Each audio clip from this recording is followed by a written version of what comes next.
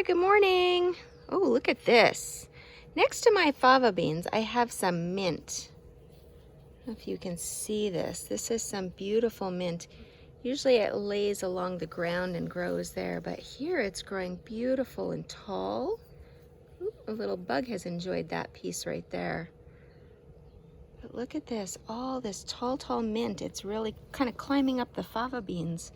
It's kind of neat to look at that. Ah, look at this. The little people have been here. Huh. Well, it's pretty clear what they are up to. Let's see what we find here. What are the clues? I see a watering can. Little tiny watering can. Okay, what else? Oh, a little, what we call a 6-pack. So if you go to a nursery, you can find these little packs of plants. And I'm going to gently lift it because I don't want to spill the plants out or, any of the soil, but you can kind of see underneath it's got 6 little compartments that are all attached. We call that a 6-pack if we go to the nursery. So there's some pansies and some soil. Oh, it's spilled, but luckily they've put some newsprint down on the table so they don't get their nice table dirty. Oh, some things have fallen on the floor. This is the sort of thing that they use to dig into the 6-pack, and they lift out those plants. And I bet what they're gonna do is put those plants in the soil. It looks like they started filling a little container. Well, I know about all of these things. Boy, I sure enjoy doing these things too. I wonder if you're learning to enjoy these things with your family, working on your own patio or in your own garden. Some little garden tools. We call this a trowel. Here's a little hand rake. You can use that to scratch in the soil. And then there's some bigger tools too, a spade, or what we call a shovel or a spade, and a rake as well. Well, it looks like they're gonna do some really good gardening today. Gardening will always put you in a good mood. You get a little bit dirty, but boy, you feel the warm sun in your back and you smell all the good smells of the garden. It can really put you in a great mood. Hi, boys and girls. Today I want to read to you from this book. It's called The Bad Mood, and it's written by Moritz Petz, and it's illustrated by Amelie Jakowski. Before I read this book, I want you to think about the parts of a story and what order things happen. What happens in the beginning? What happens in the middle? And then what happens at the very end? So I'm going to read the story, and then at the end, let's talk about what happens in the story, beginning, middle, end. The Bad Mood by Moritz Petz, illustrated by Amelie Jakowski. One morning, Badger woke up in a very bad mood. At breakfast, he spilled his cereal. "Pooey," he said. "Nothing tastes good. I'll go for a walk, but it won't be fun." "Good morning, Badger," said Raccoon. "What's good about it?" grumbled Badger. "Hi, Badger," said Deer. "Where are you going?" "None of your business," said Badger.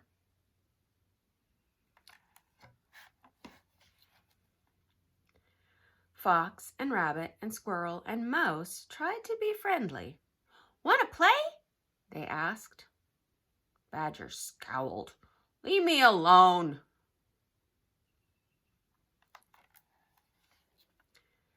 Badger went home to work in his garden. He dug and planted and watered. The earth smelled fresh and good. The sun felt warm on his back. He began to whistle. After a while, he thought, "I feel good. I think I'll go play with my friends."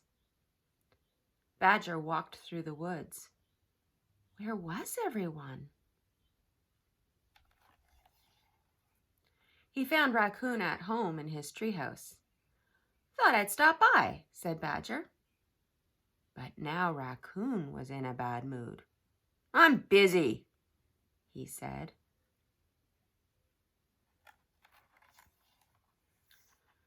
No one else wanted to play either. Go away, said Mouse.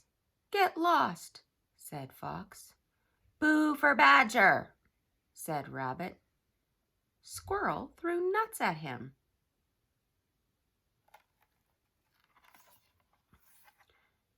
Badger told Crow all about his troubles. My bad mood was catching, he said glumly. Now no one wants to play with me. Maybe I can help, said Crow. Together they thought of a plan.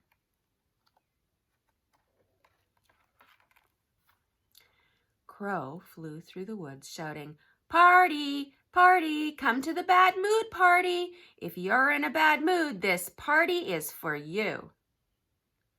Scowling and frowning, everyone followed Crow. Pretty soon, along came Badger. He had a wagon full of party decorations.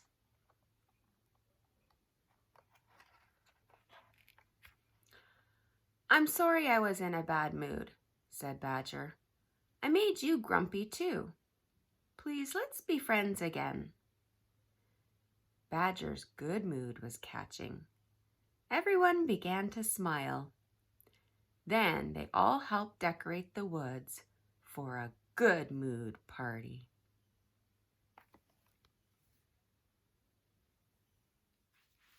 I hope you enjoyed the bad mood. Now I asked you to think about the beginning and the middle and the end and think about what order things happened in. So let's go through that. At the very beginning, we have our friend Badger, and he is not a happy fellow. Look at this picture. He is so grumpy, and he goes out, and what happens next? What happens next? Well, he makes everybody else grumpy. Look at this. Everybody's feeling rotten. Have you noticed that sometimes happens if we aren't in a good mood or if somebody around us is not in a good mood? It affects the way everybody acts. Okay, so first Badger's in a bad mood and he's kind of rude to people. And then everybody else is grumpy too. What happens next? Well, he goes home and tries to turn his day around, doesn't he? So he goes into his garden, just like the little people did in our garden. I wonder if they were having a bad day too. Anyway, so first he's in a bad mood. Then he goes out and spreads his bad mood all around. Then he goes home and starts to feel better. Well, when he goes out to try to find friends to play with, do they want to play with him? No, they don't. His bad mood was catching. It's kind of like bad germs. If we have a bad mood, it can spread like bad germs.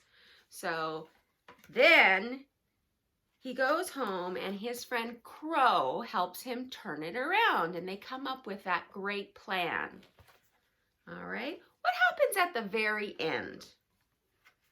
Well, they get to have a bad mood party and it changes the way everybody feels. So let's think that through again. At the very beginning, Badger's in a bad mood. He goes out and spreads his bad mood like germs and everybody gets mad and grumpy. Then he goes home to feel better. Then he goes out to try to play with his friends, but they don't want to because they're all grumpy now too. And then he turns it around with a good mood party and everybody at the very end is feeling happy.